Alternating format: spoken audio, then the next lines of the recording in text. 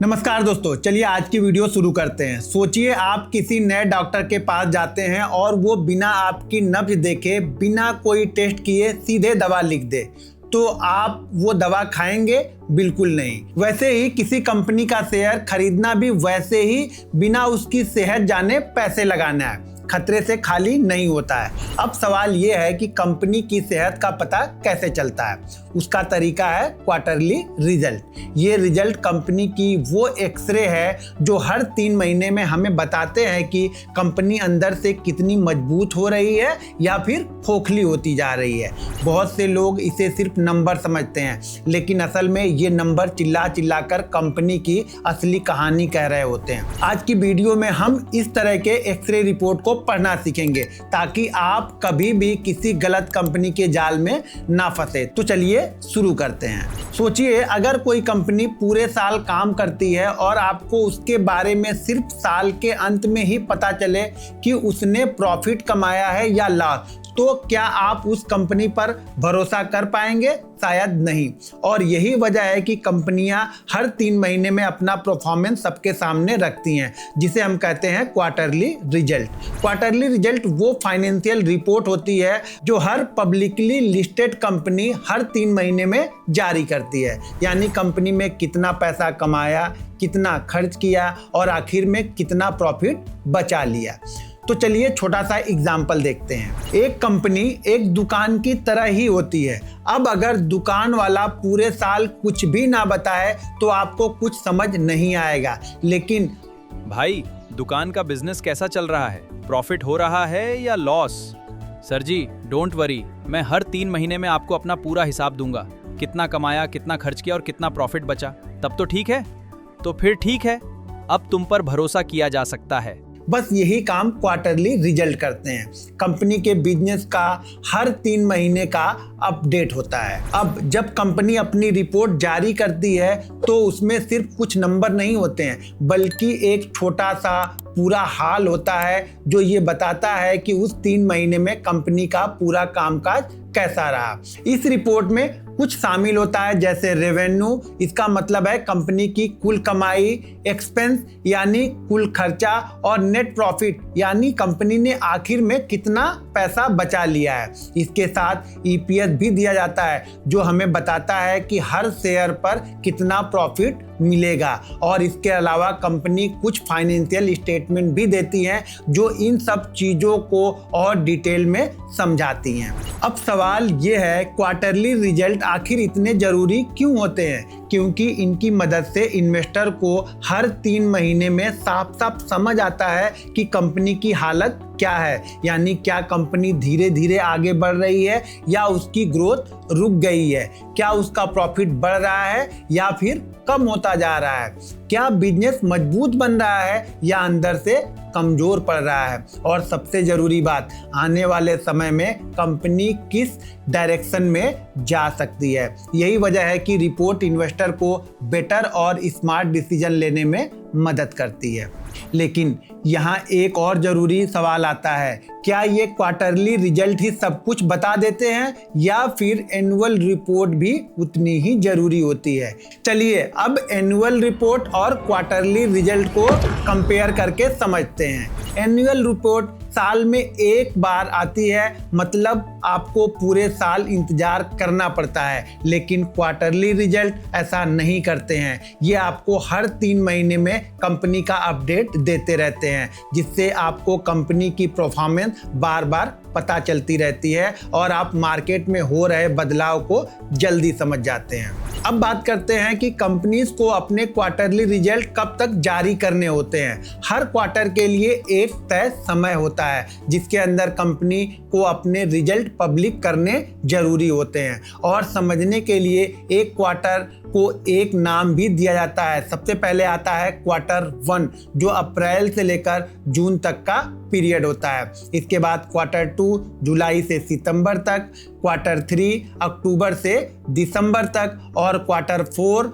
जनवरी से मार्च तक का होता है। इन सभी क्वार्टर के रिजल्ट जारी करने का टाइम अलग अलग होता है। क्वार्टर 1, 2, 3 इन तीनों क्वार्टर के रिजल्ट क्वार्टर खत्म होने के 45 दिनों के अंदर जारी करने होते हैं, जबकि क्वार्टर 4 जो फाइनेंशियल ईयर का आखिरी क्वार्टर होता है उसके रिजल्ट जारी करने के लिए कंपनी को 60 दिन का समय मिलता है। यानी साल के आखिरी क्वार्टर के लिए थोड़ा ज़्यादा टाइम दिया जाता है क्योंकि इसमें पूरे साल का फाइनेंशियल हिसाब भी शामिल होता है। लेकिन अगर देर हो जाए तो क्या समझा जाए? अब यहाँ पे एक बहुत जरूरी बात समझना जरूरी है। अगर कोई कंपनी इन तय समय के अंदर अपने रिजल्ट जारी नहीं करती है तो इसे बिल्कुल भी इग्नोर नहीं करना चाहिए। ये एक वार्निंग सिग्नल है, यानी रेड फ्लैग हो सकता है। इसका मतलब हो सकता है कंपनी के अंदर कुछ प्रॉब्लम चल रही है। कई बार ऐसे डिले फ्रॉड या कॉर्पोरेट गवर्नेंस इशू से भी जुड़ा होता है, ताकि एक इन्वेस्टर के तौर पर ऐसे डिले को हल्के में लेना सही नहीं होता है। इसका एक रियल एग्जांपल है रिको इंडिया लिमिटेड। इस कंपनी ने सितंबर 2015 के रिजल्ट काफ़ी देर से यानी 18 मई 2016 को जारी किए थे। बाद में पता चला कि कंपनी को अपने ही सीनियर मैनेजमेंट पर फ्रॉड का शक हुआ था और उसी वजह से एक्शन लिया गया था। यानी ये सिर्फ डिले नहीं था बल्कि इसके पीछे एक बड़ा प्रॉब्लम छुपा हुआ था।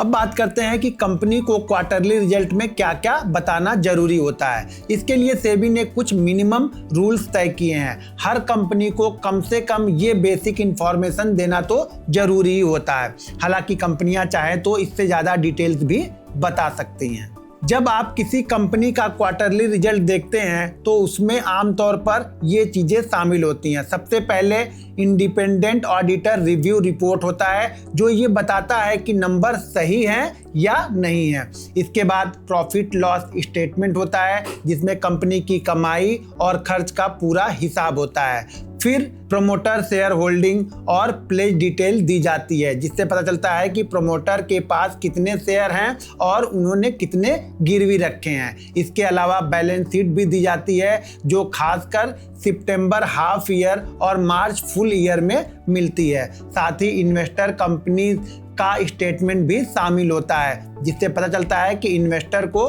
क्या इशू है। और आखिर में नोट सेक्शन होता है जिससे बोर्ड मीटिंग के फैसले, चल रहे प्रोजेक्ट की स्थिति, डिविडेंड की घोषणा और बाकी जरूरी अपडेट दी जाती है।